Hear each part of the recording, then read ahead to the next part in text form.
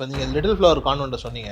அங்கே வந்துட்டு நான் நிறைய தடவை கேள்விப்பட்டிருக்கேன். விஜய் மாதிரியான ஆட்கள் வருவாங்க, சில விஷயங்கள் செஞ்சு கொடுப்பாங்க, நிறைய நடிகர்கள் வருவாங்கன்ற மாதிரியான ஒரு நிலையெல்லாம் இருக்கு இல்லையா? அந்த தருணத்தில் எங்கேயாவது வந்துட்டு உங்களுக்கு தோணுது உண்டா?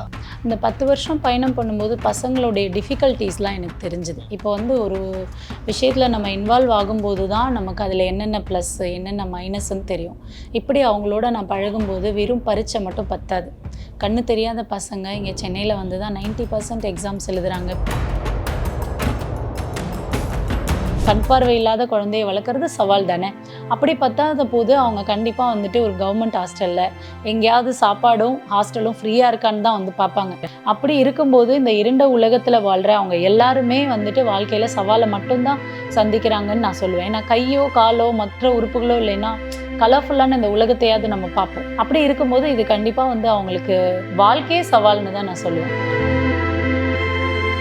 ஒரு விமன் எங்கே இருந்தாலும் இன்றைக்கி எவ்வளோ சொசைட்டி இன்றைக்கி எவ்வளோ வளர்ந்துருக்கும். சோஷியல் மீடியா இருக்குது, ஃபோனில் ஏதாவதுனா எங்களுக்கு உடனே ஒரு ஆபத்துனா சொல்லுங்கள், எல்லாமே இருந்தாலும் மினிமம் ஒரு 10 வயசு குழந்தைக்கு கூட பாதுகாப்பு இல்லை. அப்படி இருக்கும்போது கண் பார்வை இல்லாதவங்களுக்கு கண்டிப்பாக பாதுகாப்பெல்லாம் ரொம்ப கம்மின்னு தான் சொல்லணும். அண்ட் பெண் குழந்தைகளுக்கு நிறையவே நடக்குது. ரோட்டில் 3 குழந்தைங்க 3 பொண்ணுங்க வந்து காலேஜுக்கு படிக்கிறதுக்காக வந்து எக்ஸாம் எழுத வந்த குழந்தைங்கள வேனில் எடுத்துகிட்டு போயிட்டு விஷுவலி சேலஞ்சுங்கிறது 100 நார்மல் பசங்களில் 30 பேர் தான் விஷுவலி இருக்காங்க. சும்மா இலவசங்கள் கொடுத்துக்கிட்டே இருக்கிறதுனால ஒன்றுமே கிடையாது.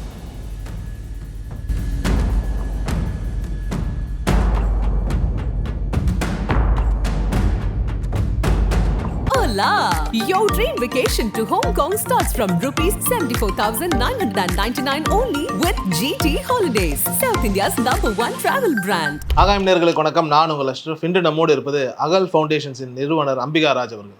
வணக்கம். வணக்கம். எப்படி இருக்கீங்க? ரொம்ப நல்லா இருக்கேன். பொதுவாக வந்துட்டு இந்த சோஷியல் சர்வீஸ் நாம் வந்துட்டு மக்களுக்காக ஒரு விஷயம் பண்ணணும் அப்படின்னும் போது அதற்கான ஒரு ஆரம்ப புள்ளி அப்படின்னு ஒன்று இருக்கும். உங்களுக்கு அந்த ஆரம்ப புள்ளி எங்கே ஆரம்பிச்சது? எனக்கு வந்து 2004 அப்போது வந்து ஒரு நம்ம ஜெமினி பிரிட்ஜ் பக்கத்தில் லிட்டில் ஃப்ளவர் கான்வென்ட்னு ஒரு ஸ்கூல் இருக்குது. அங்கே காது இல்லாதோர் அண்டு கண் பார்வை இல்லாதோருக்கான பள்ளி இருக்குது. அந்த பள்ளியில் முதல் முறையாக ஒரு எக்ஸாம் போய் எழுதினேன். சீரியஸ்லி அப்போ அதோட அந்த இதெல்லாம் தெரியாது எனக்கு. என்னுடைய ஹிந்தி மேம் ரொம்ப புஷ் பண்ணி நீ ஒரு பரீட்சை போய் எழுதுமான்னு 6 மந்த்ஸ் சொல்லி அந்த 6வது மாதம் தான் நான் போய் எழுதினேன். அதாவது நீங்கள் போய் எழுதுங்கிறது வந்துட்டு ஸ்கிரைப் மாதிரி இன்னொருத்தவங்க பரீட்சை எழுதணும். அதாவது கண் பார்வை இல்லாதவங்க நமக்கு ஆப்போசிட்டில் உட்காந்துருப்பாங்க. அவங்க சொல்கிறத நம்ம அப்படியே எழுதணும். அவங்க சொல்கிறது இதுதான். அந்த நாள் தான் என்னுடைய லைஃப்பில் வந்து ஒரு பெரிய சேஞ்சுக்கான மாற்றம்கான நாள் அப்படின்னு சொல்லலாம். அன்றைக்கி அந்த பரீட்சை எழுதிட்டு வெளியில் வரும்போது நிறைய சிந்தனைகள். ஏன் இப்படி இவங்களுக்கு ஒரு கஷ்டம், அண்ட் இவங்களுக்கு இப்படி ஒரு அபரிமிதமான ஒரு திறமை ஏன்? ஏன்னா ஒரு 100 மார்க்குக்கான ஒரு கொஷின் பேப்பரை 99 மார்க்குக்கு எழுதினாங்க. அந்த நாள் வந்து உண்மையாகவே நான் திங்க் பண்ணிக்கிட்டே தான் வீட்டுக்கு போனேன். அன்றைக்கி நைட்டு வந்து எனக்கு ஒரு ஹாப்பினஸ் கிடச்சிது. அப்பா இன்றைக்கி ஏதோ ஒரு விஷயம் நம்ம பண்ணியிருக்கோம் அப்படின்னு. கிட்டத்தட்ட எனக்கு அப்போ என்ன ஏஜ் இருக்கும், ஒரு 22, 23 இருக்கும், அவ்வளோதான். அப்போது இருந்து கண்டினியூஸாக ஒரு 10 வருஷம் விஷுவலி சேலஞ்ச் இருக்குது. எங்கே இருந்தாலும் எல்லா காலேஜஸ் ஸ்கூல்ஸ்லேயும் போய் எக்ஸாம்ஸ் எழுதுறது, ரீடிங் பண்ணுறது. லாஸ்ட் மினிட் ட்ராப் அவுட் ஆவாங்க, எக்ஸாமுக்கு வரேன்ட்டு வரமாட்டாங்க. அது மாதிரி இருக்கும்போது எனக்கு தான் கால் பண்ணுவாங்க. 1:30 எக்ஸாமுக்கு 1 o'clockலாம் வீட்டிலேருந்து வண்டியை விரட்டிட்டு போயெல்லாம் எழுதியிருக்கேன். நிச்சயமா. இப்போ நீங்கள் லிட்டில் ஃப்ளவர் கான்வென்ட்டை சொன்னீங்க. அங்கே வந்துட்டு நான் நிறைய தடவை கேள்விப்பட்டிருக்கேன். விஜய் மாதிரியான ஆட்கள் வருவாங்க, சில விஷயங்கள் செஞ்சு கொடுப்பாங்க, நிறைய நடிகர்கள் வருவாங்கன்ற மாதிரியான ஒரு நிலையெல்லாம் இருக்கும் இல்லையா?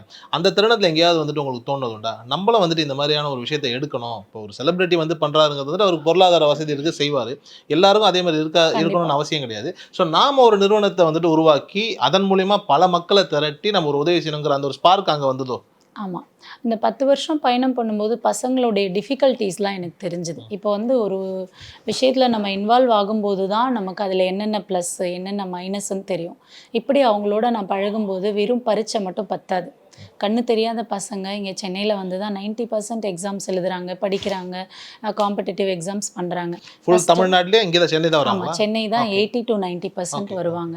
இப்போ அவங்க இப்படி வரும்போது வெறும் பரீட்சை மட்டும் பத்தாது. ஃபஸ்ட்டு அவங்க ஹாஸ்டலில் தங்குவாங்க, ஹாஸ்டலில் தண்ணி வரணும், பஸ் ஏறி அவங்க பஸ்ஸில் வரணும், அதுக்கப்புறம் தான் எக்ஸாம் அட்டன் பண்ண முடியும். அப்படி பசங்க நிறைய ஸ்டோரி சொல்லுவாங்க. மேம் இன்றைக்கி ஹாஸ்டலில் தண்ணி வரல, இன்றைக்கி சாப்பாடு இல்லை, இன்றைக்கி ரேஷன் அரிசி, இன்றைக்கி ட்ரெஸ்ஸு கூட எங்களுக்கு நான் துவைக்கலை, நான் ஏறி வந்து பஸ்ஸு வந்தால் பஸ்ஸுக்காரன் லேட்டு, அதனால் 9 மணி எக்ஸாமுக்கு நான் 10 மணிக்கு வரேன். இத்தனையும் ஒரு ஸ்கிரைப் எங்ககிட்ட பேசுவாங்க. நாங்கள் பரீட்சை எழுதும்போது எழுதிட்டு நிறைய எங்ககிட்ட நடுவில் டிஸ்கஸ் பண்ணுவாங்க. பிகாஸ் அவங்களுக்கு எல்லாமே ஹியரிங் சென்ஸ் தானே, பார்க்க முடியாது. அப்படி இருக்கும்போது எனக்கு இதெல்லாம் வந்து தோணுச்சு. என்னென்ன டிஃபிகல்ட்டிஸ்ன்னு ஒரு லிஸ்ட்டு போட்டேன். இந்த மாதிரி எல்லாமே அப்போ இவங்களுக்கு நம்ம பண்ணால் என்ன, நம்ம ஒரு என்ஜிஓ ஸ்டார்ட் பண்ணால் என்ன அப்படிங்கிறது சென்னையில் வெள்ளம் வந்தப்போ தான் நான் ஸ்டார்ட் பண்ணேன். சென்னை வெள்ளம் உங்களுக்கு தெரியும் எவ்வளோ பெரிய பாதிப்பை ஏற்படுத்துச்சுன்னு. அப்போ தான் பசங்களுக்கு பெட்ஷீட்டு அது இது கொடுக்க ஆரம்பித்தப்போ தான் ஏன் இதை நம்ம ஒரு என்ஜிஓவாக ஸ்டார்ட் பண்ணக்கூடாது. இன்றைக்கி எத்தனையோ பேர் பண்ணுறாங்க, 10 வருட அனுபவம் இருக்குது. கண் பார்வை இல்லாதவங்களுக்காக எடுத்து பண்ணுற என்ஜிஓஸ்னால் ரொம்ப குறைவு. ஏன்னா அதில் வந்து சவால்கள் அதிகம். ஒரு விஷயத்த பண்ணும்போது அந்த குழந்தைக்கு சரியாக கொடுக்கணும். எங்கேயாவது ஒரு சின்ன மிஸ்டேக் ஆனாலோ எதுனாலுமே நம்ம தான் பொறுப்பு அப்படிங்கிறதுனால முன் வர மாட்டாங்க. எனக்கு இந்த அனுபவத்தை வச்சு அண்ட் என்னோட ஆர்வத்தை வச்சு என் வாழ்க்கையில் நடந்த நிறைய கஷ்டங்களை வச்சு இதை ஆரம்பித்தா என்ன அப்படின்ற ஒரு தருணம் தான் வந்தது. நிச்சயமா. இப்போ பொதுவாக வந்துட்டு ஒரு ஸ்டூடெண்ட்ஸ் வந்துட்டு ஒருத்தவங்க படிக்கிறாங்க இல்லை எக்ஸாம் எழுதுறாங்கன்னும் போது நமக்கு அவங்களோட பின் கதைகள் தெரியாது இல்லையா? பின் கதைகள் அப்படின்னும் போது இப்போ நீங்கள் ஹாஸ்டல்னு சொல்கிறீங்க, இப்போ அவங்களுக்கு பேரண்ட்ஸ்லாம் கூட வருவாங்களா, லைக் ஏதாவது ஹெல்ப் பண்ணுவாங்க, அந்த மாதிரி ஏதாவது சூழல் இருக்குமா? இல்லை, இப்போ கண் பார்வை இல்லாதவங்கள் அப்படின்னாலே ஒரு 2-3 கேட்டகரி தாங்க. ஃபஸ்ட்டு வந்து இந்த அம்மை போட்டு கண் பார்வை இல்லாமல் போகிறது. அடுத்தது சொந்தத்தில் மாமா மச்சான் அந்த தாய் மாமா மேரேஜ் பண்ணி அந்த பிளட்டுனால போகிறது. இது மாதிரி தான் அவங்களுக்கு பர்சன்டேஜ் அதிகம். அவங்களுக்கு ஆட்டோமேட்டிக்காக மூளை நரம்புலேருந்து கண் வரைக்கும் கட் ஆகிடும். அதனால கண் இன்னொருடைய கண்ணை எடுத்து வச்சா மட்டும்தான் பார்க்க முடியும். அந்த மாதிரி இருப்பாங்க. அண்ட் இன்னொரு கேட்டகரி ஆக்சிடென்டலாக நடுவில் கண்ணு போனது, விளையாடும் போது கார் ஆக்சிடெண்ட்டில் அந்த மாதிரி போகிறது. அப்படி இருக்கும்போது அவங்கெல்லாம் எந்த மாதிரி சூழ்நிலைகளில் இருப்பாங்க? அந்த மாதிரி பேரண்ட்ஸ் ரொம்ப ரிச்சாக இருக்கவே மாட்டாங்க. கண்டிப்பாக ஒரு 80-90% வந்து விவசாய குடும்பம், ரொம்ப கஷ்டப்படுற குடும்பம். ஈவன் ஒரு குடும்பத்தில் 5 விஷுவலி சேலஞ்சட்லாம் இருப்பாங்க. அம்மா அப்பா அக்கா தங்கச்சி, ஒரு ஃபேமிலியில் 7 பேர் இருக்காங்க. 7 பேருக்குமே கண்ணு தெரியாது. கண் பார்வை இல்லாத குழந்தைய வளர்க்குறது சவால் தானே. அப்படி பத்தாத போது அவங்க கண்டிப்பாக வந்துட்டு ஒரு கவர்மெண்ட் ஹாஸ்டலில் எங்கேயாவது சாப்பாடும் ஹாஸ்டலும் ஃப்ரீயாக இருக்கான்னு தான் வந்து பார்ப்பாங்க. நான் ரொம்ப ரிச்சுப்பா, கண்ணு தெரியலனாலும் நான் கோட் ஷூட் போட்டு நான் ஏசி ரூம்லையும் ஸ்டார் ஹோட்டல்லையும் தங்குவேன்ற குழந்தைங்க 5% கூட கிடையாது. அப்போ அவங்களுக்கு வந்து பேரண்ட்ஸ் கூடவும் வர முடியாது. விவசாய குடும்பத்துலேருந்து சரிடா நீ போய் படி எழுதிட்டு வான்னு பஸ்ஸாக வந்து பசங்க எல்லாமே வாலண்டியர்ஸ் தான். அவங்க மூலமாக பஸ் ஏறி, அவங்க மூலமாக மெட்ரோ ட்ரெயின் ஏறி, அவங்க மூலமாக அட்ரஸ் கேட்டு ஒரு இடத்துக்கு வந்து படிக்கிறாங்கன்னா அது எவ்வளோ பெரிய விஷயம். இப்போ பொதுவாக வந்துட்டு இப்போ தமிழ்நாட்டிலேருந்து எங்கே எழுதணும் அப்படின்னாலும் சென்னைக்கு வரணுங்கிறது வந்துட்டு அதுவே ஒரு தப்பான ஒரு நடைமுறை மாதிரி இருக்குல்ல. ஏன்னா அங்கங்கே பக்கத்தில் சென்டர்ஸ் இருந்துச்சுன்னா அவங்களுக்கு கொஞ்சம் பயனுள்ளதாக இருக்கும் இல்லையா? அதுவும் இருக்குது. பட் அதிகமாக இங்கே தான் வருவாங்க. இப்போ காம்படிட்டிவ் எக்ஸாம்ஸ், டிஎன்பிஎஸ்சி, யூபிஎஸ்சி இந்த மாதிரி நிறைய கவர்மெண்ட் எக்ஸாம்ஸ் வந்து இங்கே கேளம்பாக்கம் அந்த மாதிரி நிறைய இங்கே சென்டர்ஸ் போட்டுருவாங்க. அங்கே இல்லைன்னு சொல்ல முடியாது, ரொம்ப கம்மியாக இருக்கும் சதவிகிதம் அப்படின்ற மாதிரி தான். அதோட வந்து அவங்க படிக்கிறதுக்கும் மேல் படிப்புக்கு இங்கே தான் நந்தனம் ஆர்ட்ஸ், ஏன்னா இங்கே தான் அந்த ஸ்பெஷாலிட்டிஸ் கிடைக்கும். ஹாஸ்டல்ஸு மற்றதெல்லாம் மற்ற ஊர்களில் வந்து கம்பேர் பண்ணும்போது சென்னையில் கிடைக்கும். இப்போ வந்துட்டு லைக் கண் பார்வை இல்லாதவர்கள் வந்துட்டு உங்ககிட்ட பேசுகிறாங்க அப்படின்னும் போது என்னைக்காவது வந்துட்டு அவங்க வந்துட்டு தங்களுடைய இயலாமையை நினச்சி வருத்தப்பட்டு பேசினது உண்டா, இல்லை அவங்க ஒரு வாழ்க்கையில் சந்தோஷமாக தான் வாழ்கிறாங்களா? அவங்க வந்து வருத்தப்படுறாங்க அப்படின்னு சொல்ல முடியாது, அவங்களுக்கு பழகிடுச்சுன்னு சொல்லலாம். உண்மையாகவே நாங்கள் தான் வருத்தப்படுவோம். ஃபஸ்ட்டெல்லாம் ரொம்ப எனக்கு அழுக வரும். அதெல்லாம் தாண்டி அதுக்கப்புறம் இந்த கருணை மட்டும் இவங்களுக்கு பத்தாது, இவங்களோட நம்ம பயணம் பண்ணணும் அப்படின்னு தோணும். ஒரு 10 தடவை போகும்போது நிறைய பேர் சொல்லுவாங்க, மேம் நான் உள்ளே வந்தாலே எனக்கு பயமாக இருக்குது, நான் காசு கொடுக்குறேன், நீங்கள் கொடுத்துருங்க சாப்பாடு, நான் உடஞ்சி போயிடுவேன். பட் அந்த உடஞ்சி போய் 2வது 3வது ஸ்டேஜ் என்ன வரும், ஒரு தைரியம் வரும், நம்ம பசங்க நம்ம தான் பார்க்கணும் அப்படின்னு. அப்படி தான் எனக்குமே. பட் அவங்க வந்து எனக்கு தெரிஞ்சு கஷ்டப்படுவாங்க, மேம் ரொம்ப கஷ்டமாக இருக்குது மேம், செத்து போயிடலான் இருக்குது, இப்படிலாம் பேசியிருக்காங்க பசங்க. ஈவன் காலேஜ் வயசு பசங்க, எனக்கு பிடிக்கவே இல்லை வாழ்க்கை, வீட்டில் சரி இதுவும் இல்லை, ஹாஸ்டலில் எங்களுக்கு இது இல்லை. எத்தனையோ ஹாஸ்டல்ஸில் பக்கத்தில் இருக்க நார்மல் ஸ்டூடெண்ட்ஸ் இவனுங்களை கிண்டல் பண்ணுவாங்க. அந்த மாதிரி நிறைய வந்து கேலி கிண்டல் சவால்களை மட்டுமே சந்திச்சு வர்றதுனால எங்ககிட்டலாம் புலம்புவாங்க. அப்போது ஒரு தாயா, ஒரு அக்காவா, ஒரு நல்ல ஒரு டீமாக, ஒரு நல்ல ஒரு ஃபேமிலியாக நாங்கள் நிறைய அட்வைஸ் பண்ணியிருக்கோம். பட் எல்லா இடத்துலையும் அவங்க உடஞ்சி போக மாட்டாங்க, நிறைய சந்தோஷமாகவும் இருப்பாங்க. மேம் நான் நல்லா பாடுவேன், மேம் எனக்கு இது பிடிக்கும், மேம் நான் ஹெட்ஃபோனில் இது கேட்டேன். ஈவன் நம்மள மாதிரி ஈக்குவலாக ஸ்டேட்டஸ் வைப்பாங்க. ஆனால் இப்போ பொதுவாக வந்துட்டு அவங்க நம்மக்கிட்ட பேசிகிட்டு இருக்கும்போது ஒரு ஃப்ரெண்டு அப்படிங்கிற முறையிலேயே தான் நம்மக்கிட்ட பேசுவாங்க இருக்காங்கன்னு வைங்களேன், அப்போ ஏதாவது ஒரு தருணத்துல வந்துட்டு அவங்களுக்கு இருக்கக்கூடிய க்ரஷ், காதல் இதெல்லாம் ஷேர் பண்ணுவாங்களா? யா நிறைய பேசுவாங்க. ஈவன் ஒரு விஷுவலி சேலஞ்சர் கேர்ள்ஸ் தான் மேரேஜ் பண்ணிப்பாங்க. ஓகே. அதிகமா ஃபோன்ல பேசி எல்லாம் வந்து பசங்க கரெக்ட் பண்ணுவாங்க, பொண்ணுங்க கரெக்ட் பண்ணும், காதல் இருக்கும், எல்லாமே இருக்கும், வீட்ல எதிர்ப்பு இருக்கும். இந்த மாதிரி நிறைய மேரேஜஸ்லாம் நாங்களே முன்னெடுத்து இந்த மாதிரி திங்ஸ் எல்லாம் வாங்கி நாங்க பண்ணி கொடுத்துருக்கோம். இப்போ பொதுவா வந்துட்டு உங்ககிட்ட வந்து ஒரு விஷயங்கள் அவங்க ஷேர் பண்றாங்கன்னும் போது, பாசிட்டிவான விஷயங்கள நம்ம எடுத்து அவங்களுக்கு வந்துட்டு நல்லது சொல்றதுங்கிறத தாண்டி, நெகட்டிவா அவங்கள சுத்தி நிறைய நடக்கிறதுக்கான சாத்தியங்கள் உண்டுல்ல. இப்போ ஒண்ணும் கிடையாது. இப்போ ஒரு 10th 12th வந்துட்டு எல்லா விதத்துலயும் நல்லா இருக்கக்கூடிய வசதி வாய்ப்புகள் இருக்கக்கூடிய மாணவர்களே எங்கேயாவது தோத்துட்டாங்க அப்படின்னா தற்கொலை பண்ணலாமான்ற ஒரு எண்ணம் ஆமா வருது ஆமா. இல்லையா? இப்போ இவங்களுக்கு வந்துட்டு அந்த மாதிரியான சேலஞ்சஸ் எவ்வளவு பயங்கரமா இருக்கும். அதை நீங்க எப்படி ஹேண்டில் பண்றீங்க? எனக்கு தெரிஞ்ச அந்த எக்ஸாம் சேலஞ்சஸ் அவனுங்களுக்கு ரொம்ப இருக்காது. ஏன்னா இருக்காதா? ஓகே, ஏன்னா ஓகே. நாங்க எழுதுறோம். ம்ஹ்ம். 2வது அந்த நிறைய கஷ்டத்தையே பார்த்துட்டு வந்துட்டு இந்த பரீட்சை நல்லா எழுதலைங்கிறதுக்காக நம்ம செத்து போயிடணும். ம்ஹ்ம். அதெல்லாம் தாண்டிட்டாங்க அந்த பசங்க. இப்போ நம்ம ரொம்ப ரிச்சாவே வளர்க்குறோம், ஒரே குழந்தை 2 குழந்தைன்னு. அதனால அவங்களுக்கு அந்த எக்ஸாம் ஃபியர் அந்த இது இருக்கும். எனக்கு தெரிஞ்ச அந்த மாதிரி எந்த ஒரு கண் பார்வை இல்லாத பையனும் இல்லை பொண்ணும் இல்லை மேம் நான் நல்லா 12வதுல மார்க் எடுக்கல, எனக்கு இந்த வாழ்க்கை வேண்டாம் அப்படின்னு அவங்க சொன்னதில்லை. ஏன்னா அவங்களுக்கு ஆட்டோமேட்டிக்காக நிறைய சவால்களை சந்திச்சு கஷ்டங்களை பார்த்து அடுத்தது என்ன, இது இல்லைன்னா கைத்தொழில், இது இல்லைன்னா பேனா, ஏன் எம்பிஏ நிறைய டிகிரிலாம் படிச்சுட்டு பேனா பென்சில் கமர்கட்டு இதெல்லாம் இதில் ட்ரெயினில் வைக்கிறாங்க. அதனால அவங்களுக்கு இது ஒரு பெரிய சவாலெல்லாம் இருக்காது. கொஞ்சம் கஷ்டம் இருக்கும் மேம், இந்த காம்படிட்டிவ் எக்ஸாம் நான் ரொம்ப எதிர்பார்த்தேன், ஏன்னா 4% தான் கவர்மெண்ட்டில் அவங்களுக்கு கொடுக்கறது, இந்த 4%ல எனக்கு வேலை கிடைக்கல அப்படின்னு கொஞ்சம் துவண்டு போவாங்க. ஆனால் சாகிற அளவுக்கெல்லாம் அவங்க ரிஸ்க் எடுக்க அந்த அளவுக்கு ஃபீல் பண்ண மாட்டாங்க. சிறப்பு. ஆனா அந்த மன வலிமை அப்படின்னு ஒண்ணு இருக்கும் இல்லையா? அது நீங்க அவங்களோட பேசும்போது வந்துட்டு, என்ன இவ்ளோ மன வலிமை இவங்க கிட்ட இருக்கு. நம்மலாம் ஒண்ணுமே இல்லைங்கிற மாதிரியான தருணங்களோ இல்ல மொமெண்ட்ஸோ உங்களுக்கு ஏற்பட்டுருக்கா? ஆமாம் கண்டிப்பாக இருக்குது. நான் தான் சொன்னேன் இல்லையா, எல்லாமே சவால். ஒரு பொண்ணு வந்து வீட்டில் கண்ணு தெரியாமல் சமைக்கிறாங்கன்னா எவ்வளோ பெரிய விஷயம். ம்ஹ்ம். டீ அந்த பால் பொங்குற சவுண்டை வச்சு நான் டீ போடுவேன். அந்த சமைக்கிற அந்த சவுண்டை வச்சே காய் வெந்துருச்சான்னு பார்ப்பேன். இது ஒன்றுமே அவங்களுக்கு சவால் தான். 2 நிமிஷம் நம்மளால் கண்ணை மூடிட்டோ ஏசி டிவி ஃபோன் இல்லாமல் இருக்க முடியுமா? முடியாது. அப்படி இருக்கும்போது இந்த இருண்ட உலகத்தில் வாழ்கிற அவங்க எல்லாருமே வந்துட்டு வாழ்க்கையில் சவாலை மட்டும்தான் சந்திக்கிறாங்கன்னு நான் சொல்லுவேன். ஏன்னா கையோ காலோ மற்ற உறுப்புகளோ இல்லைன்னா கலர்ஃபுல்லான இந்த உலகத்தையாவது நம்ம பார்ப்போம், கரெக்டா? நிச்சயம். பட் இது வந்து சொல்லுவாங்க, நமக்கு தானத்தில் சிறந்த தானம் கண் தானம்னு சொல்லுவாங்க. அது மாதிரி ஒரு ஒரு முக்கியமான ஒரு உறுப்பு தான் நமக்கு கண்கள். அப்படி இருக்கும்போது இது கண்டிப்பாக வந்து அவங்களுக்கு வாழ்க்கையே சவால்னு தான் நான் சொல்லுவேன். பொதுவா வந்துட்டு நம்ம அனுதாபம் காட்டுறோம் அப்படிங்கிற மாதிரியான ஒரு உணர்வு அவங்களுக்கு கொடுக்குறோம் இல்லைங்களா? அவங்க அதை விரும்புறாங்களா? என்ன வந்துட்டு நீங்க அந்த கோணத்துல பார்க்கணுங்கிறத அவங்க முதல்ல விரும்புறாங்க. அனுதாபம் வந்து அவங்க எனக்கு தெரிஞ்சு அனுதாபங்களை விட எங்களுக்கு ஏதாவது இது கொடுங்க, வேலை வாய்ப்போ இல்லை எங்களுக்கு ஏதாவது ஆப்பர்ச்சுனிட்டியோ ஏதாவது ஒன்றில் எங்களுக்கு ஒரு ஹெல்ப் பண்ணுங்க அப்படி தான் எதிர்பார்க்குறாங்க.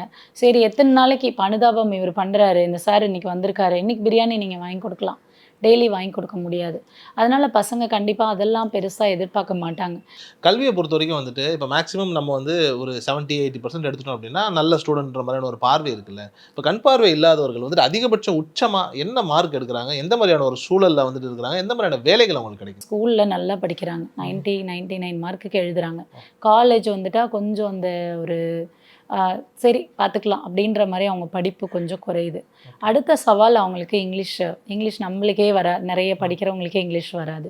அதனால் அந்த ஸ்ட்ரெயிட்டாக தமிழ் மீடியம் படிச்சுட்டு அந்த ஆங்கில கல்லூரிக்கு போகும்போது பெரிய சவாலாக அவங்களுக்கு இங்கிலீஷ்லாம் இருக்குது. அதை மீறி 10 பேர் படித்தா கூட 90 பேருக்கு அது கஷ்டம். பொதுவாக நம்ம சினிமாவை பார்த்து இதெல்லாம் பார்க்கும்போது நமக்கு என்னன்னா, இந்த சமூகம் வந்து கொஞ்சம் அச்சுறுத்தலான ஒரு நிலையிலேயே இருக்குங்கிற மாதிரி நாம புரிஞ்சு வச்சிருக்கோம். ஆனால் உண்மையிலேயே இப்போ நீங்கள் களத்தில் இறங்கி போராடுறீங்க அப்படின்னும் போது உண்மையிலேயே இந்த சமூகமும் சரி இந்த சுற்றி இருக்கிற மக்களும் சரி அச்சுறுத்தலாக தான் இருக்கிறாங்களா? நார்மல் விமனுக்கு நார்மல் மென்னுக்கே அச்சுறுத்தல் இருக்குது. நீங்கள் இப்படி ஒரு பர்ஸை வச்சுட்டு ஒரு 10 லட்ச ரூபா பணத்தை வச்சுட்டு போக முடியுமா? கண்டிப்பாக முடியாதுல்ல. இன்னைக்கு அந்த சேஃப்டி இருக்கா? ஒரு விமன் எங்கே இருந்தாலும் இன்னைக்கு எவ்வளோ சொசைட்டி இன்னைக்கு எவ்வளோ வளர்ந்துருக்கும். சோஷியல் மீடியா இருக்குது, ஃபோனில் ஏதாவதுனா எங்களுக்கு உடனே ஒரு ஆபத்துனா சொல்லுங்கள், எல்லாமே இருந்தாலும் மினிமம் ஒரு 10 வயசு குழந்தைக்கு கூட பாதுகாப்பு இல்லை. கரெக்டு தானே? இப்போ ரீசெண்டாக நடந்துச்சு. அப்படி இருக்கும்போது கண் பார்வை இல்லாதவங்களுக்கு கண்டிப்பாக பாதுகாப்பெல்லாம் ரொம்ப கம்மின்னு தான் சொல்லணும். அதில் பெரிய அளவில் அவங்க பாதிக்கப்படுறது பஸ்ஸில் இந்த மாதிரி இதில் போகும்போதெல்லாம் அவங்களுக்கு வந்து ஆபத்துகள் அதிகம். என்னதான் நம்ம பண்ணி விட்டாலும் ஒரு ஸ்டெப் ஏறும்போது லைட்டாக இதுவானாலும் நிறைய ஆக்சிடென்ட் நடக்குது. நான் பார்த்த அந்த குழந்தைங்க, நம்ம ஹெல்ப் பண்ண பையன் இந்த வாரம் என் கூட எடுத்திருக்கான், அடுத்த வாரம் அந்த 20 வயசு பையன் இல்லைங்கும்போது எங்கள் வீட்டில் ஒரு இறப்பு மாதிரி எங்களுக்கு அவ்வளோ கஷ்டம் இருக்கும். அதனால் இது எவ்ரி மந்த் நடக்குது. அண்ட் பெண் குழந்தைகளுக்கு நிறையவே நடக்குது. ரோட்டில் 3 குழந்தைங்க 3 பொண்ணுங்க வந்து காலேஜுக்கு படிக்கிறதுக்காக வந்து எக்ஸாம் எழுத வந்த குழந்தைங்கள வேனில் எடுத்துகிட்டு போயிட்டு ரேப் பண்ண கேசஸ்லாம் இருக்குது. அதனால் அவங்களுக்கு பாதுகாப்புகள் ரொம்பவே கம்மி. எந்திரிச்சு பாத்ரூம் போகும்போது எதுவுமே என்ன நடக்குது, யார் நம்மளை பார்க்குறா, ஒரு ட்ரெஸ் சேஞ்ச் பண்ணும்போது யார் நம்ம கூட, இங்கே யாராவது இருக்காங்களா, ஒளிஞ்சிருக்காங்களா பார்க்க முடியாது. அதெல்லாம் எங்களுக்கு ரொம்ப ஃபீல் பண்ணுவேன் நான். ஏன்னா யாரையுமே நம்ப முடியாதுங்க. பெற்றவங்கள தவிர ஒரு பெண் குழந்தை எங்கேயுமே நம்ம விட முடியாது. அப்படிப்பட்ட சொசைட்டியில் தான் நம்ம இருக்கோம். ரொம்ப போல்டாக நான் சொல்கிறேன். சென்னையில் இருக்கோம், எல்லாமே வளர்ந்துருச்சுன்னு சொல்ல முடியாது. அந்த பருவம் அடைகிற ஸ்டேஜ்னு ஒன்று இருக்கு இல்லையா? இப்போ நார்மலாக இருக்கக்கூடிய பெண்களுக்கு அதை ஹேண்டில் பண்ணுறதுக்கு அம்மா இருப்பாங்க. அது நிறைய சூழல்கள் இருக்குது, நிறைய உளவியல் சிக்கல் எல்லாத்தையும் தாண்டி அவங்க வருவாங்கன்னும் போது ஒரு கண் பார்வை இல்லாத ஒரு பெண் வந்துட்டு அந்த இடத்த எப்படி கடக்குறாங்க? அந்த டைமில் கண்டிப்பாக கஷ்டம் தான். பள்ளியில் இப்போ பள்ளி பார்த்தீங்கன்னா பிளைண்ட் ஸ்கூலில் தான் படிக்கிறாங்க பிள்ளைங்க. பொம்பளை பிள்ளைங்க எல்லாருமே இப்போ திருச்சி, தஞ்சாவூர், புதுக்கோட்டை, சென்னை, இந்த மாதிரி எல்லா சென்னையில் பூந்தமல்லியில் ஒரு பெரிய பிளைண்ட் ஸ்கூலே இருக்குது. அப்படி இருக்கும்போது டீச்சர்ஸ்ட்டு நம்ம சொல்லி வைப்போம். எப்படியும் ஒரு பெண் வந்து பெரிய பொண்ணு ஆகணும்னா 6th to அந்த 9th தான் நடக்கும். அப்போ நம்ம டீச்சர்ஸ்ட்டை சொல்லி வைக்கணும். அண்டு அது பிளைண்ட் ஸ்கூலுங்கிறதுனால அவங்களுக்கு அந்த ஆயமாஸ் அண்டு சேஃப்டிஸ்லாம் கொஞ்சம் அதிகமாகவே இருக்கும்.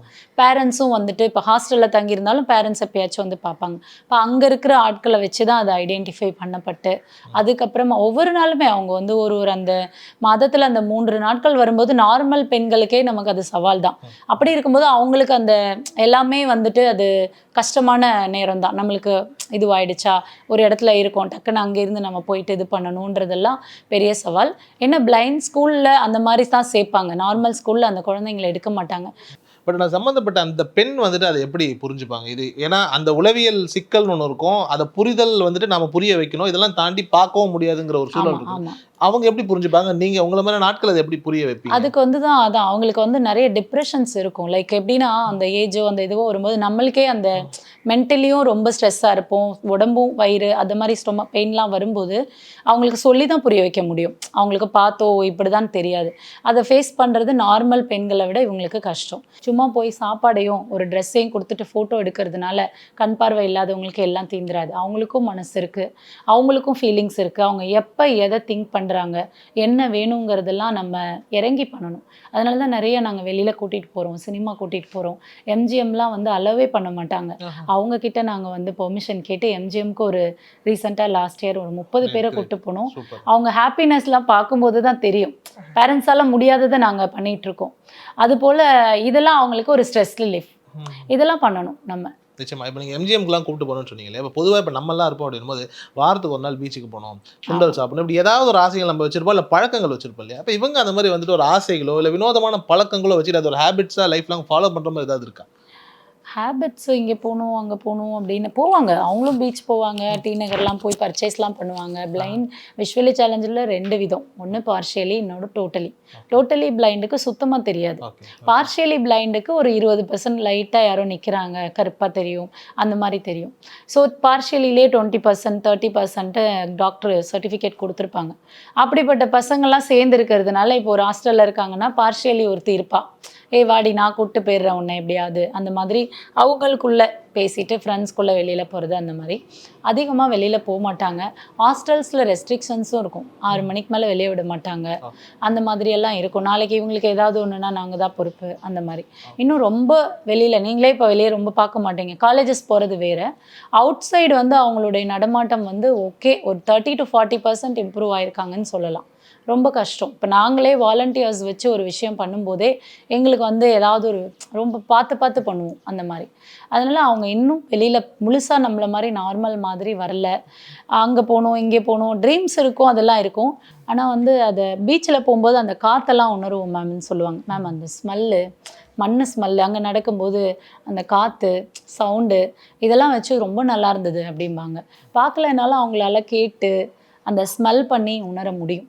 பட் எல்லாரும் வந்து பீச் போவாங்களா, எல்லாரும் கண்டினியூஸாக சினிமா போவாங்களான்னா கம்மி. இப்போ சினிமாவே பார்த்தீங்கன்னா நார்மல் மூவி அவங்களுக்கு நிறைய சீன் புரியாதுல்ல, ஒரு அமைதியாக போகிற சீன். அதுக்கு தான் ஆடியோ டிஸ்கிரிப்ஷன் மூவின்னு ஒன்று கொண்டு வந்திருக்காங்க. இதில் ஆடியோ டிஸ்கிரிப்ஷன்னா பின்னாடி வந்து வாய்ஸ் வரும். இப்போ ஒரு மூவி போகுதுன்னா அந்த மூவியில் இப்போ ஹீரோ வந்து கத்தி எடுத்துட்டாரு, நல்ல மதுரை நகரத்தை காட்டுறாங்க, பெரிய அளவில் கோவில் பின்னாடி தெரியுது, இப்படி ஃபுல்லாக அந்த இடத்த அப்படியே எக்ஸ்பிளைன் பண்ணுவாங்க. இந்த மாதிரி ஆடியோ டிஸ்கிரிப்ஷன் மூவி வந்துட்டு டியூப் சினிமாஸ் பண்ணுறாங்க. இந்த மாதிரி மூவி மட்டும் ஒரு 14 மூவிக்கு நாங்கள் இது வரைக்கும் கூட்டிகிட்டு போயிருக்கோம். அப்போ இதை அவங்க எக்ஸ்ட்ரா ஆர்டினரியாக என்ஜாய் பண்ணுவாங்க. இது போல் அவங்களுக்கு ஏதாவது ஒரு கைடிங் கண்டிப்பாக தேவைப்பட்டுக்கிட்டே தான் இருக்கும். நிச்சயமா. இப்போ ஆனால் பொதுவாக வந்துட்டு இப்போ நடிகர்கள் நடிகைகள் மேலாம் எல்லாருக்குமே ஒரு ஈர்ப்பு உண்டு இல்லையா? இப்போ வந்துட்டு என்னுடைய ஃபேனு அப்படிங்கிற மாதிரி ஏதாவது ஒரு விஷயங்கள்லாம் பேசுவாங்களா? அது கண்டிப்பாக பேசுவாங்க. ஒருத்தன் சொல்லுவான், நான் ஸ்ரேயா ஏதோ ஒரு நேம் சொல்லி சதீஷ்னு ஒரு பையன் இருக்கான். அவன் வந்து எனக்கு இவங்களை பார்த்தே ஆகணும் மேடம், ஏதாவது பண்ணி ஸ்ரேயா கோஷல் அந்த சிங்கர் ஓகே, மோஸ்ட்டாக வந்து அவங்க ஹீரோயின்ஸ் தெரியாது ஃபேஸை, அந்த சிங்கிங் பாடுறவங்களுடைய ஃபேன்ஸ் நிறைய இருக்காங்க அவங்க வாய்ஸ் வச்சு.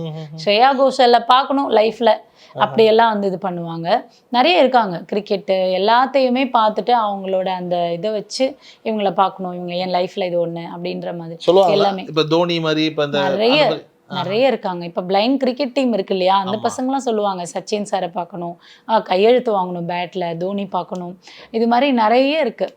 அவங்க உலகத்துக்குள்ளே போய் நம்ம யாருமே பேசுறது இல்லை. We don't have time. எல்லாருமே ஏதோ பார்க்குறாங்க, சூப்பர், பாவம் அப்படின்ட்டு போயிடுறாங்க. உள்ளே இறங்கி பார்க்கும்போது தான் என்னென்ன அப்படின்றது தெரியும். அரசாங்கத்தை பொறுத்த வரைக்கும் இப்போ நீங்கள் ஒரு என்ஜிஓ வச்சிருக்கிறதுனால கேட்குறேன், அரசாங்கத்தை பொறுத்த வரைக்கும் அவங்க கரெக்டாக வந்துட்டு இவங்களுக்கான சலுகைகள், இவங்களுக்கான வேலை வாய்ப்புகள் இது எல்லாத்தையும் ஏற்பாடு பண்ணி கொடுத்துட்டு இருக்காங்கன்னு நினைக்கிறீங்களா? அவங்க இவ்வளோ பர்சன்டேஜ் தான் ஒதுக்கியிருக்காங்க. 3% தான் ஃபஸ்ட்டு ஒதுக்கியிருந்தாங்க வேலை வாய்ப்பு.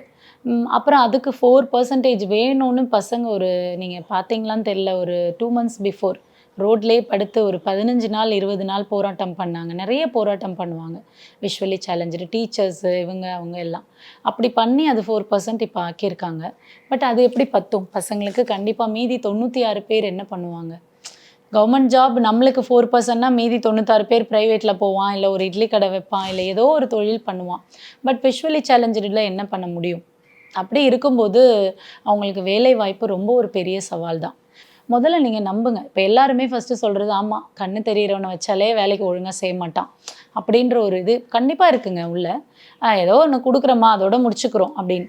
இப்படி இல்லாமல் நீங்கள் ஏன் இவங்களை ஒரு டெலிகாலிங்க்கோ இல்லை ஏதோ ஒரு தொழில், ஏன்னா இவங்களுமே வந்துட்டு சிஸ்டம் கற்றுக்குறாங்க, ஐடி பண்ணுறாங்க, கம்ப்யூட்டரில் ஒர்க் பண்ணுறாங்க, பேங்க்கில் மேனேஜராக ஒர்க் பண்ணுறாங்க, எல்லா விதமான first IFS officer, Indian forest officer வந்துட்டு நம்ம விஷுவலி சேலஞ்சு பெனோ மேம் தான்.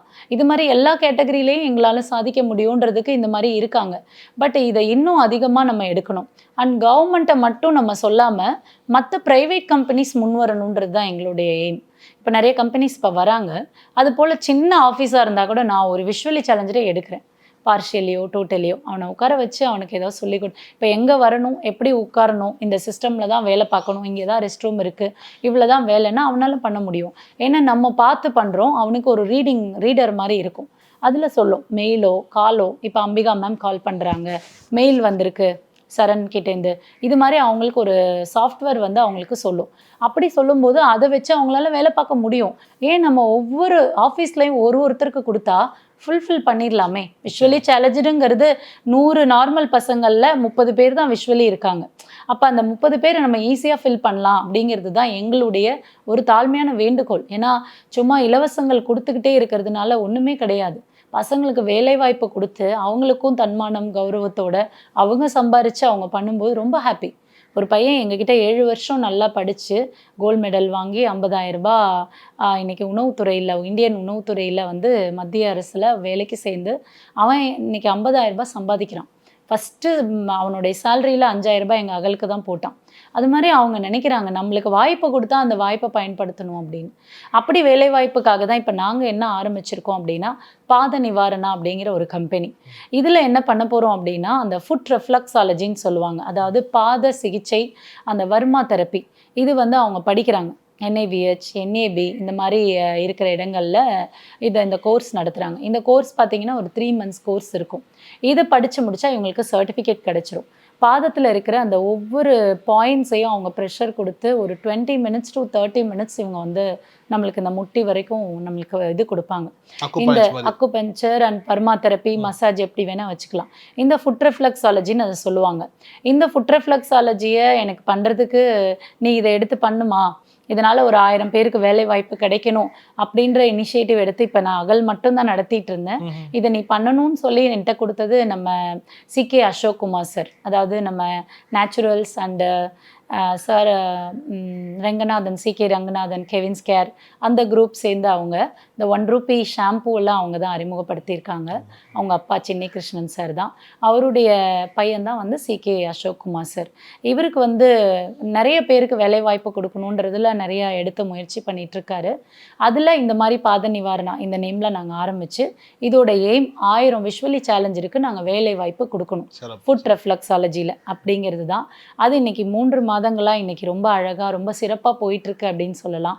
இதோட எங்கெங்கெல்லாம் வேலை கொடுக்கலாம் அப்படின்னா மக்கள் பப்ளிக்காக இருக்காங்க. இப்போ திருவண்ணாமலை இருக்கு இல்லையா, அங்கே திருவண்ணாமலையில் நாங்கள் போய் ஒரு கேம்ப் போட்டோம். ஒரு 4 பசங்களை கூட்டிகிட்டு போயிட்டு படித்த பசங்களை ஒரு நைட்டில் மட்டும் ஒரு 150 பேர் பண்ணியிருப்பாங்க. ஒரு நைட்டில் ஒரு 150 பேர் இந்த ஃபுட் ரெஃப்ளெக்ஸாலஜி எடுத்திருப்பாங்க. அப்படி இருக்கும்போது அப்போ மக்கள்கிட்ட இது பண்ணிக்கிறதுல நம்மளுக்குமே வந்துட்டு அதில் பெனிஃபிட், உடம்புல இருக்க நிறைய விதமான நோய்கள் வந்து இதில் சரியாகுது. அப்படின்றதுனால இன்றைக்கி இதை நிறைய ஈவெண்ட்ஸ் நடக்குது. சென்னையில் இல்லாமல் எல்லா ஊர்கள்லையுமே கோயில் திருவிழாக்கள், மக்கள் கூடுற இடங்கள், மால்ஸு அண்டு இந்த மாதிரி நிறைய இப்போ ஃபுட்பாத்து, ஃபுட் வைபு, இது மாதிரி நிறைய ஆஃபீஸஸ்லாம் இதெல்லாம் தொடங்கி அது ஒரு கிளினிக்காக அண்டு ஒரு பார்லராக எல்லா இடத்துலையும் பார்லர்ஸில் இது மாதிரி எல்லா இடத்துலையும் இதுக்கான வாய்ப்புகள் கொடுத்துட்ருக்காங்க.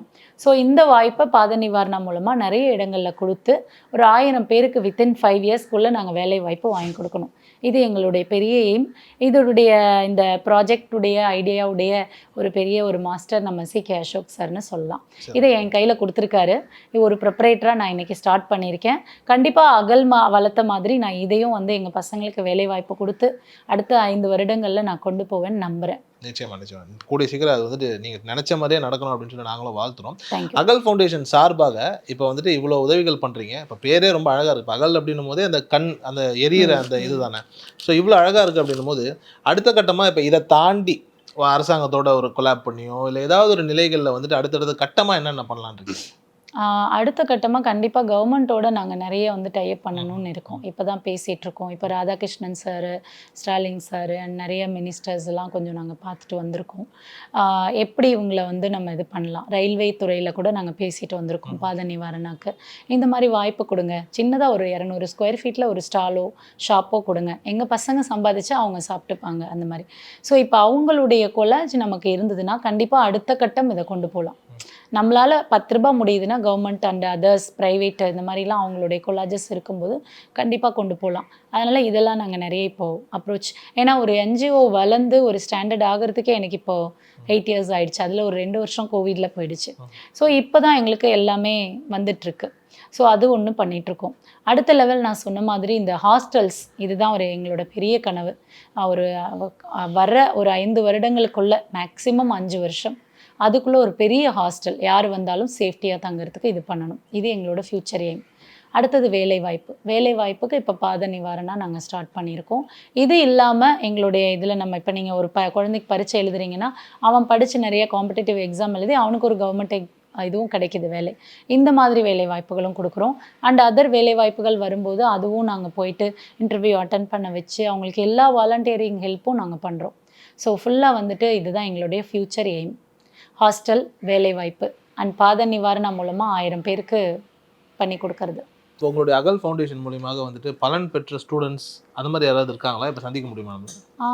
நிறைய பேர் இருக்காங்க. இப்போ பசங்கள்லாம் வந்துட்டு நிறைய பேருக்கு வேலை வாய்ப்பு கிடச்சிருக்கு. நிறைய பேர் இசைத்துறையிலலாம் வந்து இப்போ போய் சாதிச்சிட்ருக்காங்க. ஜோதிகலை இன்றைக்கி நேஷ்னல் அவார்டு வாங்கியிருக்காங்க, கேள்விப்பட்டிருப்பீங்க. அவங்க இன்றைக்கி சினிமா துறையில் பாடிட்டுருக்காங்க. கிரிக்கெட்டு, வாலிபால் அண்டு செஸ் இந்த மாதிரி டோர்னமெண்ட்ஸ்க்கெல்லாம் அகல் தனியாக ஒரு பேமெண்ட் பண்ணிவிடுவோம். அண்ட் அந்த பசங்கள்லாம் இன்றைக்கி தமிழ்நாடுக்கு ஆடி தமிழ்நாடுலேருந்து இந்தியா சார்பாக ரெப்ரசன்ட் ஆகி போய் ஆடும்போது ரொம்ப ஹாப்பியாக இருக்கும். இது போல் நிறைய சாதிச்சிட்ருக்காங்க. ஸோ இப்போ யாரையாவது பார்க்க முடியுமா, லைக் உங்கள் அகல் ஃபவுண்டேஷனில் இருக்கிறவங்க? கண்டிப்பாக. உங்கள் பேர் என்னது? என் பேர் ஹரிகேஷ். நான் ஒரு ரிஃப்ளெக்ஸாலஜி தெரபிஸ்ட்டு. நான் லாஸ்ட் 8 இயர்ஸாக ரிஃப்ளெக்ஸாலஜி பண்ணிகிட்ருக்கேன்.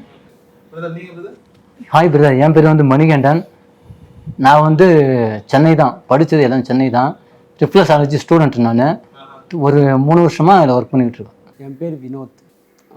நான் வந்து BA இங்கிலீஷ் ஃபைனல் படிச்சுட்ருக்கேன். எந்த மாதிரியான ஹெல்ப் உங்களுக்கு இந்த ஃபவுண்டேஷன்லேருந்து கிடைக்குது? நிறைய விஷயம் நடக்குது, 1 2ன்னு சொல்ல முடியாது. அதை நிறைய விஷயம் பண்ணுறாங்க மேடம், அந்த டீமே, மேடம் அந்த டீமே. லைக் மாற்றுத்திறனாளிகளுக்கு தேவையானது என்னான்னு பார்த்து கரெக்டான ரெக்குவயர்மெண்ட் அவங்க ஃபில்ஃபில் பண்ணுறாங்க. மெயின் அதுதான். நிறைய பேர் சப்போர்ட் பண்ணுவாங்க. பட் எக்ஸாக்டாக அவங்களுக்கு என்ன தேவைப்படுது, மெடிசின்ஸு, ஐ ட்ராப்ஸு, இப்போது ஸ்பெக்ஸ் நிறைய குழந்தைங்களுக்கு பார்ஷலியாக இருப்பாங்க, அவங்களுக்கு ஸ்பெக்ஸு ப்ளஸ் பர்சனலாக என்னென்னா அவங்களால வீட்டில் ரேஷன் பொருள் முதல் கொண்டு அவங்க சப்போர்ட் பண்ணுறாங்க. ஸோ அந்த மாதிரி நிறைய விஷயம் அவங்க பண்ணுறாங்க. ஒரு லேடியாக மேடம் அவ்வளோ தூரம் எடுத்து பண்ணுறது ஈஸியாக சொல்லிவிடுவாங்க, சார் யாருக்காவது ஹெல்ப் பண்ணோம், நம்ம இது பண்ணோம். பட் அதை மனசில் எடுத்துக்கிட்டு ஒரு ஸ்ட்ராங்காக அவங்க இவ்வளோ தூரம் பண்ணுறது வந்து ரொம்ப பெரிய விஷயம். ஸோ எங்களுக்கு வந்து ஒரு காட் கொடுத்த gift madam and team, madam பர்சனலாக. ஸோ நிறைய விஷயம் பண்ணுறாங்க. பொதுவாக இப்போ அந்த இடத்த கடந்து வருதுன்னு ஒன்று இருக்கு இல்லையா, அதுக்கு வந்துட்டு அகல் ஃபவுண்டேஷனாக இருக்கட்டும், மற்ற சுற்றி இருக்கக்கூடிய நல்ல மனிதர்களாக இருக்கட்டும், எப்படி அதை கடந்து வர உதவி செஞ்சாங்க உங்களுக்கு? ஏன்னா இது வரைக்கும் நம்ம பார்த்துக்கிட்டு இருந்த ஒரு விஷயம் இதுக்கப்புறம் இல்லைன்ற மாதிரியான ஒரு சூழல் வரும்போது அது எப்படி ஹேண்டில் பண்ணீங்க? அதெல்லாம் வந்து கொஞ்சம் கடந்து தான் பிரதர் வரணும். ஏன்னா நிறைய இஷ்யூஸ் இருக்கும், ஒரு என்ஜிஓஸில் இருக்கிறதுக்கும் வெளியே இருக்கிறதுக்கும் நிறைய டிஃப்ரென்ஸ் இருக்கும். ஸோ அதெல்லாம் கடந்து அதை தாண்டி ஃபேஸ் பண்ணுறது வந்து வேறு விஷயம். ஆனால் ஃபேஸ் பண்ணிட்டோம்னா அது வெற்றி தான். ஆமாம், கண்டிப்பாக கடந்து வந்துடலாம். என்ன ஆம்பிஷன் உங்களுக்கு, என்னவா ஆகணும்னு ஆம்பிஷன்? நான் வந்து ஆக்சுவலி ஒரு எம்ஏ ஸ்டூடெண்ட் பிரதர். ஆனால் நான் ஆம்பிஷன் வந்து ப்ரொஃபஸர் ஆகுது தான் ஒரு ஆம்பிஷனாக இருந்தது.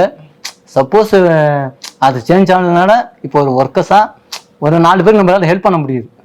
இதனால் இப்போ இந்த பாத நிவாரணம் மூலிமா ஒரு 50 பேர் ஸ்டாப் லிஸ்ட் எடுத்து வச்சுருக்கோம். அதனால அவங்களுக்கு வேலை கொடுக்கலாம் அப்படின்ற மாதிரி ஒரு லிஸ்ட் போட்டு வச்சுருக்கோம். அது வந்து ஒரு ரிஃப்ளெக்ஸாலஜி பிரதர். அது எப்படின்னா மசாஜ் தான், மசாஜ் பண்ணுறது தான்.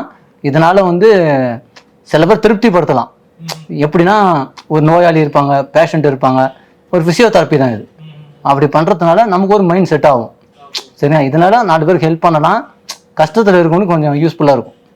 அப்படி தான் அதை முன்னெடுத்து தான் செஞ்சுக்கிட்டு இருக்கோம். லைக் ஃபிசியோதெரபிஸ்ட்டு நீங்கள் சொல்வீங்க இல்லையா, பார்த்துருப்பீங்க, ஏதாவது பெயின் ஏதாவதுனா அவங்ககிட்ட போவீங்க, அந்த ஒரு சில எக்யூப்மெண்ட்ஸ்லாம் வச்சு அவங்க அதை ட்ரீட் பண்ணுவாங்க.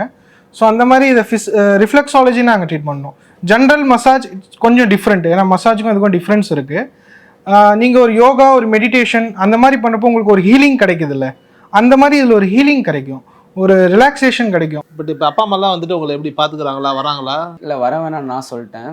ஏன்னா நான் இங்கே சென்னையில் படிச்சுட்டு இருக்கனால எதுக்கு வந்தால் அவங்களுக்கு கஷ்டம் தானே. அதனால் வர வேணான்னு சொல்லிட்டேன். நான் மட்டும் லீவ் டயத்தில் நான் போயிட்டு வருவேன். இப்போ எத்தனை முறை போவீங்க வருஷத்துக்கு? வருஷத்துக்கு நம்மளுக்கு ஹாலிடே எப்போலாம் கிடைக்குதோ அப்போலாம் போயிட்டு வந்துடுது. சரி, இப்போ இங்கேருந்து நீங்கள் அப்பா அம்மாவே பார்க்க போகும்போது என்ன வாங்கிட்டு போவீங்க அப்பா அம்மாவுக்கு? இன்னும் அந்த ஐடியா இல்லை. ஆனால் ரீசெண்டாக இப்போ ட்ரெஸ்ஸு வாங்கிட்டு போனேன், அம்மாவுக்கு புடவை வாங்கிட்டு போனேன், அம்மாவுக்கு அக்காவுக்கும். அங்கே போயிட்டு எங்கள் தஞ்சாவூர்னால அங்கே போயிட்டு அவங்கள கூட்டிகிட்டு போய் கடைக்கு போவேன், ஸ்வீட் வாங்குறது, மற்ற திங்ஸ் ஏதாவது வேணும்னா வாங்கிட்டு நானே தருவேன். முதல் முறை அம்மாவுக்கு புடவை வாங்கும்போது எப்படி இருந்தது? ரொம்ப சந்தோஷப்பட்டாங்க, எனக்கு ரொம்ப சந்தோஷமாக இருந்தது. ஏன்னா இப்போ நான் வந்து ரீசென்ட்லி பிளைண்டு. ஓகே. அது வரையும் நார்மல் ஸ்டூடெண்ட்டாக தான் இருந்தேன். அப்போலாம் நான் வேலைக்கெலாம் போயிருக்கேன், எல்லாம் வாங்கி கொடுத்துருக்கேன். அப்போலாம் அந்த சந்தோஷம் அதெல்லாம் தெரில, ஏன்னா நார்மலாக அது போயிடுச்சு. இப்போ நானே என் காசுல வாங்கி கொடுத்தம்போது எனக்கு ரொம்ப சந்தோஷமாக இருந்தது, அவங்க ரொம்ப சந்தோஷப்பட்டாங்க. எந்த சூழலில் வந்துட்டு உங்களுக்கு இந்த மாதிரி மாறிச்சு? காலேஜ் படிக்கும்போது 2017 காலேஜ் படிச்சுக்கிட்டு இருந்தேன். அந்த சமயத்தில் எனக்கு பிரெயின் ஃபீவர் வந்து கண் பார்வை போயிடுச்சு. பொதுவாக இப்போ அந்த இடத்த கடந்து வருதுன்னு ஒன்று இருக்கு இல்லையா, அதுக்கு வந்துட்டு அகல் ஃபவுண்டேஷனாக இருக்கட்டும், மற்ற சுற்றி இருக்கக்கூடிய நல்ல மனிதர்களாக இருக்கட்டும், எப்படி அதை கடந்து வர உதவி செஞ்சாங்க உங்களுக்கு? ஏன்னா இது வரைக்கும் நம்ம பார்த்துக்கிட்டு இருந்த ஒரு விஷயம் இதுக்கப்புறம் இல்லைன்ற மாதிரியான ஒரு சூழல் வரும்போது அது எப்படி ஹேண்டில் பண்ணீங்க? ரொம்ப கஷ்டமாக தான் இருந்தது. ஏன்னா வெளிச்சத்தை பார்த்துட்டு இருளை பார்க்கும்போது ரொம்ப கஷ்டமாக தான் இருந்தது. ஏன்னா உங்களுக்கு தெரியும், சொந்த பந்தம்லாம் வருவாங்க, வந்து கவலைப்பட்டுட்டு அப்படியே போயிடுவாங்க. அது நம்மளுக்கு ரொம்ப டிமோட்டிவாக இருக்கும். இப்போ மேம் மாதிரி நிறையா எம்ஜிஓலாம் இருக்குது. இது மூலமாக நம்மளுக்கு வந்து அவங்க இன்னும் கைடன்ஸ்லாம் தராங்க, ஒரு அவேர்னஸ் க்ரியேட் பண்ணுறாங்க. ஸோ இப்போ ஒரு பெண் வந்து ஒரு விஷயத்த ஆரம்பிக்கும் போது ரொம்ப ஈஸியாக அதில் வந்து வெற்றி அடையவே முடியாது. ஒரு சாதாரண ஒரு தஞ்சாவூர் கிராமத்துலேருந்து வந்து ஒரு ஹவுஸ் ஒய்ஃபாக இருந்து இன்றைக்கி நான் இந்த ட்ரஸ்ட்டு நடத்தினா எனக்கு ஃபவுண்டருக்கெலாம் நான் படிச்சுட்டு வரல, ஒரு ட்ரஸ்ட்டு நடத்துறதுக்கு என்ன வேணும்னு எனக்கு வந்து இதெல்லாம் செய்யணுன்ற ஒரு எண்ணமும் மனநிலை மட்டும்தான் இருந்தது. இத்தனை சவால்களையும் தாண்டி இன்றைக்கி அகல் இங்கே வந்திருக்குன்னா நிச்சயமாக நிறைய பேருக்கு நான் வந்து தேங்க்ஸ் பண்ணணும். அதில் முதல்ல வந்து என்னோடய ஃபேமிலி ஃபஸ்ட்டு வந்து நிறையா எதுக்கு இதெல்லாம் பண்ணுற அப்படின்ற மாதிரி இருந்தது. எங்கள் வீட்டிலையே அம்மா அண்ட் சொந்தக்காரங்கள்லாம் எதுக்கு ஒய்ஃபுக்கு இவ்வளோ சுதந்திரம், இவங்க போய் எதுக்கு பண்ணணும், இதெல்லாம் தேவையான்னு சொன்னப்போ எனக்கு முதல் ஸ்டெப் எடுக்க வைக்கிறதுக்கு எனக்கு கண்டிப்பாக என்னோடய ஹஸ்பண்ட் இன்னைக்கு வரைக்கும். சில நாள் வெளியில் போகும்போது நைட் ஆகிடும், சமையல்லாம் பண்ணாமலாம் இருப்பேன். இது மாதிரி நிறைய விஷயங்களை இந்த 8 வருஷமாக அட்ஜஸ்ட் பண்ணி எனக்கான சுதந்திரத்தை கொடுத்து இவ ஏதோ ஒன்று பண்ணுவாங்க அப்படின்ற மாதிரி கொடுத்ததில் கண்டிப்பாக என்னுடைய கணவருக்கு இதில் பங்கு இருக்குது, அவங்களுக்கு. அண்ட் என்னுடைய ஃப்ரெண்ட்ஸு, ஃபேமிலிஸ். ஏன்னா எனக்கு ஃபேமிலி, சொந்தக்காரங்களை விட ஃப்ரெண்ட்ஸ் எல்லாம் எப்போவுமே நமக்கு சப்போர்ட்டுன்னு சொல்லுவோம். அந்த விதத்தில் இதை இப்படி பண்ணு, இப்படி நடத்து, இதை கற்றுக்கோ அப்படின்னு நிறைய இது பண்ணியிருக்காங்க. அண்டு ஃபஸ்ட்டு தேங்க்ஸ் நான் பண்ண வேண்டியது என்னோடய அகல் டீமுக்கு தான். ஏன்னா ஒரு நல்ல டீம் மட்டும்தான் வந்துட்டு ஒரு நல்ல என்ஜிஓவை உருவாக்க முடியும். அப்படி என்னுடைய ட்ரஸ்டி, என்னுடைய அட்மன்ஸ் அண்டு அகலில் இருக்கிற வாலண்டியர்ஸ் அண்டு ஸ்பான்சர்ஸ், இவங்க தான் எங்களுடைய முதுகெலும்பு அப்படின்னு சொல்லலாம். அவங்களுக்கெல்லாம் வந்துட்டு நான் ஒவ்வொரு இடத்துலையும் நன்றி சொல்லுவேன். அதுபோல் இந்த இடத்துலையும் இன்றைக்கி நான் நன்றி சொல்லிக்க ரொம்ப ரொம்ப விரும்புகிறேன். எங்களுடைய கனவுகளை, நோக்கங்களை அவங்க தான் சுமந்துட்டு போகிறாங்க. So thank you so much. Thank you. சிறப்பு சார். உண்மையிலேயே வந்துட்டு நீங்கள் செய்யக்கூடிய வேலைகள் வந்துட்டு ரொம்ப உன்னதமான ஒரு சேவை. ஏன்னா சேவைங்கிறது வந்துட்டு யாருக்கு வேணாலும் சாப்பாடு போட்டுடலாம், யாருக்கு வேணாலும் என்ன பண்ணிடலாம். பட் ஒரு மனிதனுடைய ஒரு இயலாத ஒரு மனிதன் அப்படின்னு சொல்லி இந்த சமூகம் பார்க்கக்கூடிய மனிதர்களுடைய வாழ்க்கையை மாற்றுறதுன்றது வந்துட்டு சாதாரண விஷயம் கிடையாது. அப்படிப்பட்ட ஒரு இனிஷியேட்டிவ் நீங்கள் எடுத்துருக்கீங்க. 10 வருஷமாக ரொம்ப சக்ஸஸ்ஃபுல்லாக ரன் பண்ணிட்டு வரீங்க. 8 இயர்ஸாக. ஸோ கூடிய சீக்கிரம் நீங்கள் செய்யக்கூடிய அந்த 5000 வேலை திட்டமாக இருக்கட்டும், எல்லா விதமான விஷயங்கள்லையும் வந்துட்டு உங்களுக்கு பெரிய வெற்றி கிடைக்கணும். உண்மையிலேயே உங்களுக்கு கொண்டு சமூகத்துக்கு மிகப்பெரிய ஒரு நன்மையும் மாற்றமும் நடக்கணும் அப்படின்னு சொல்லி ஆகாயம் சார்பாக வாழ்த்துறோம். ரொம்ப நன்றி அவங்க நேரத்துக்கும் தகவல்கள். Hola! Your dream vacation to Vietnam starts from rupees 39,999 only with GT Holidays, South India's #1 travel brand.